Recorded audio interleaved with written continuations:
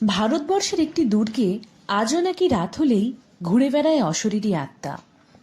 ভারতবর্ষে অনেক প্রাচীন দুর্গ এবং ঐতিহাসিক স্থান রয়েছে, যেগুলিকে ঘিরে রহস্যময় এবং ভৌতিক গল্প শোনা যায়।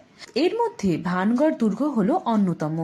রাজস্থানের আলোয়ার জেলায় অবস্থিত এই দুর্গটি ভারতবর্ষের সবচেয়ে ভৌতিক স্থানগুলির মধ্যে একটি হিসেবে পরিচিত। জনশ্রুতি অনুযায়ী এই দুর্গের উপর এক অভিশাপ রয়েছে। কথিত আছে, এক তান্ত্রিক রাজকন্যা রত্নাবতীর প্রেমে পড়ে যান। তিনি রাজকন্যার মন জয়ের জন্য কালো জাদু ব্যবহার করতে চেয়েছিলেন, কিন্তু রাজকন্যা তা বুঝতে পেরে তাকে প্রতিহত করেন। তান্ত্রিক মৃত্যুর আগে এই দুর্গকে অভিশাপ দেন যে এটি ধ্বংস হয়ে যাবে এবং এর আশেপাশে কেউ বসবাস করতে পারবে না। স্থানীয়দের দাবি, সূর্যাস্তের পর দুর্গে ঢোকা অত্যন্ত বিপজ্জনক। রাতে ভানগড় দুর্গে অদ্ভুত আওয়াজ এবং চিৎকার এবং মানুষের কান্নাও পর্যন্ত শোনা যায়। অনেক পর্যটক জানিয়েছেন, দুর্গে প্রবেশ করার পর তারা অস্বাভাবিক অনুভূতি এবং আতঙ্কের শিকার হয়েছেন। ভারতের archaeological survey of India ASI দুর্গে প্রবেশদ্বারে একটি সাইনবোর্ড লাগিয়েছেন, যেখানে স্পষ্ট করে লেখা রয়েছে যে সূর্যাস্তের পরে দুর্গে প্রবেশ নিষেধ। আপনার যদি ভৌতিক কাহিনী ভালো লাগে, তবে এই দুর্গ অবশ্যই দেখার মতো একটি স্থান। তবে সাবধানতার সঙ্গে পরিকল্পনা করুন। ভানগড় দুর্গ এবং তার আশেপাশের ভৌতিক পরিবেশ সম্পর্কে আরও বিস্ময়কর তথ্য হল, ভানগড় দুর্গটি 1573 খ্রিস্টাব্দে আম্বার রাজ্যের শাসক ভগৎ সিং নির্মাণ করেন। এটি মূলত তার পুত্র মাধো সিংহের জন্য তৈরি করা হয়েছিল।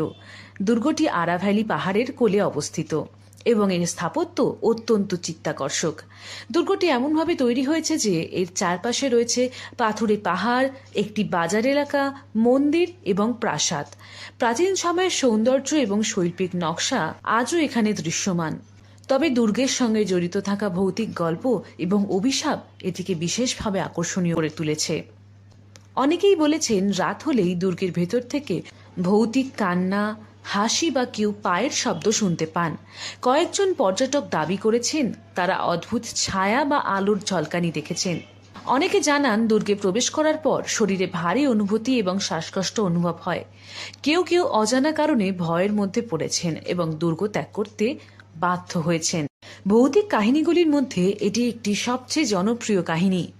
কথিত আছে, তান্ত্রিক সিংহাই রাজকন্যা রত্নাবতীকে পাওয়ার জন্য তার উপর কালো জাদু প্রয়োগ করেন, কিন্তু রাজকন্যা তা বুঝতে পেরে তাকে হত্যা করেন।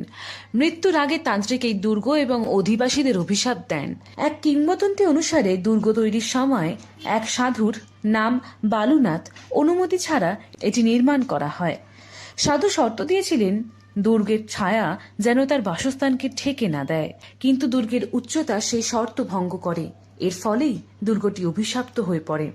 রাজস্থানের আলওয়ার জেলায় সারিস্কা অভয়ারণ্যের কাছে সকাল 6টা থেকে সন্ধ্যা 6টা পর্যন্ত খোলা থাকে এই দুর্গ। এইরকম আরও নতুন নতুন তথ্য পেতে ফলো করুন আমাদের ফেসবুক পেজ তোমার পৃথিবীকে। ভিডিওটি ভালো লাগলে লাইক, কমেন্ট ও শেয়ার করতে ভুলবেন না।